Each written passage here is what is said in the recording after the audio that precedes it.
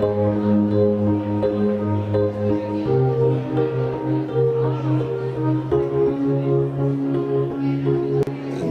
exhibition starts to break apart stereotypes or preconceived ideas of what Africa is. It's called Urban Access because for a lot of people Africa is very rural, so you ask them to paint a picture and all they talk about is the safari, the landscapes, but never really about the city. So we thought this exhibition should start to talk about the urban landscape and explore contemporary Africa right now. A lot of the artists work in the cities, Johannesburg, Cape Town, Harare and Kenya, Southern Africa, South Africa, Zimbabwe, Namibia, with a few touch points in Angola. And what they represent is the current discourse that takes into account the history, the tumultuous history of Southern Africa. So all the way down from discovery and the colonial period, focusing also on the apartheid era and the transitional phase and the current post-colonial, post-apartheid period. These are artists at the forefront of contemporary practice. Some of the works have been exhibited at the Guggenheim, Venice Biennale, Tate Modern. So we're looking at the big hitters when it comes to contemporary Southern African art. I work for Murdoch University, one of 5 universities here in Western Australia. I work for the Research and Innovation Office, particularly on Africa and Indian Ocean, which is my portfolio.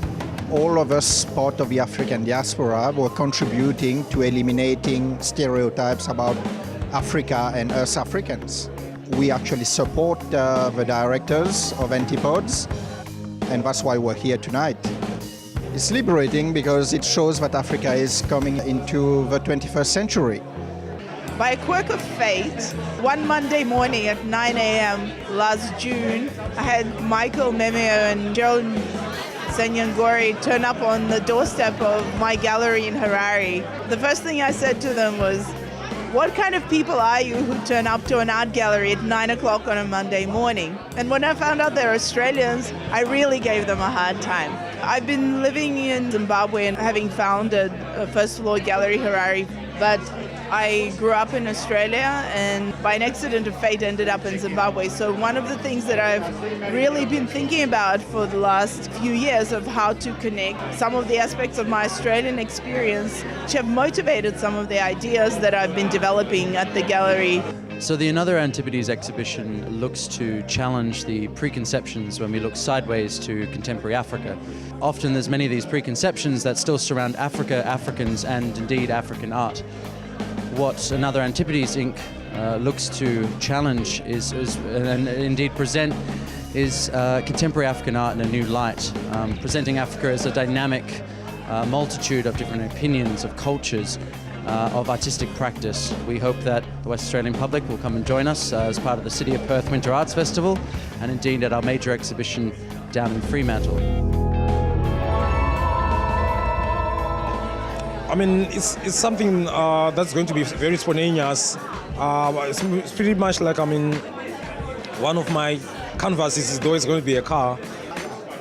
For me, painting a car is something that is mobile and it goes to the people. It's like an art radio comes to you than you coming to visual arts. My city, there's a lot of energy happening, especially with the new generation where I'm from. Back then, people used to not be traveling as much and getting to see the world and coming back, engaging, coming with new ideas in Harare. So we are growing as a city and we have got so much to learn from other cities, and that was one of my reasons to come here to Perth, to learn and get inspired and at the same time exchange. The way the art world is at the moment in Australia is dire. So it is quite encouraging to see quite amazing, different, a breath of fresh air, this art. Great to see the sponsors involved in it. Art needs sponsoring, and that's how magic happens. An exhibition of this kind can happen without the support of the community and business. We've been fortunate enough to be sponsored by our major sponsor, MJA Studios, an architecture firm based in Subiaco, as well as South African Airways, which brought a lot of our visiting artists to Perth, Quest Apartment Hotels Fremantle, our accommodation sponsor, and the City of Fremantle that is hosting this exhibition for the duration of its course. Out on the Move for our education component, Art Africa magazine, our international media partner, and PS Art Space, where the exhibition is sitting at the moment. I think it's really important for Western Australia and especially Perth to have an exhibition like this because it helps us understand where our geography really lies and that we're an Indian Ocean city and that we really need to keep building relationships and dialogue between us and other Indian Ocean cities. There's a lot of misconceptions about African art and the African continent in general in Western Australia, but which is quite funny because we have such a strong connection with Africa in terms of so many people have migrated here, so many companies do business over there. But I think what this exhibition does is it really helps to change perceptions about progressiveness of the African continent. I'd say get down to the show. It's at Pizzazz down in Fremantle on Pakenham Street. It's an amazing show. There's work from performance-based art, video-based art, figurative art, and it's something that you really need to see. So get down there. 15th of June to the 22nd of July.